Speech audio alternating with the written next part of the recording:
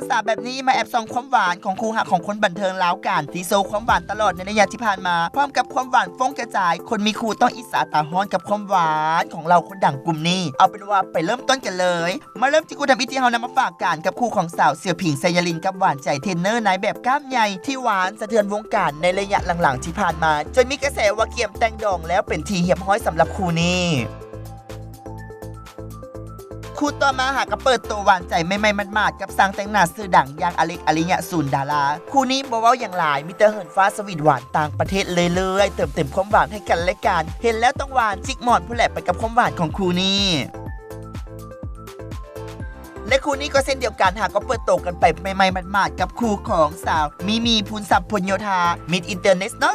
2018 เปิดตัวหวานใจนอกวงการบ่พอเท่าใดก็ดุมันทรงความหวานอวดแฟนๆให้แฟนๆต้องอิจฉาตาห้อมไปกับคู่นี้กันตืมอีกเพราะว่าหวานใจนอกวงการของนางก็เจ้าสู้บ่แพ้กันเลยและมาเบิ่งกันที่คู่ของสาววีนาบุกผาคู่นี้ก็เส้นเดียวกันที่เอิ้นว่าทรงความหวานอวดแฟนๆตลอดเลยเห็นให้แฟนๆนี่ลุ้นมีข่าวดีตลอดสำหรับคู่ของสาววีนาและแฟนหนุ่มนอกวงการ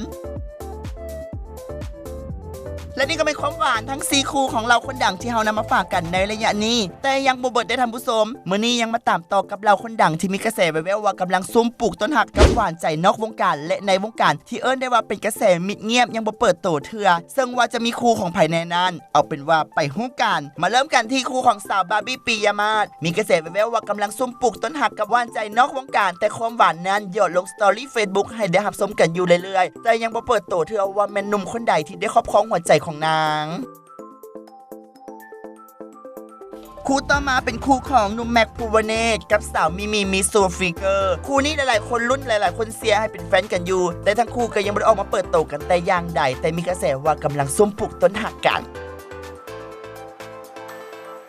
หนุ่มคนนี้บอกว่าถึงเป็นไปบ่ได้กับหนุ่มหล่อสานนท์มีกระแสแว่วๆว่ากำลังซุ่มปลูกต้นหักกับหวานใจในวงการบันเทิงอยู่ส่วนว่าจะเป็นไผนั้นเดี๋ยวเฮาสืบเสาะมาให้ได้ฮู้กันแต่บอกว่าความหวานบ่ธรรมดาบินไปสวีทหวานถึงเกาหลีตืมอีก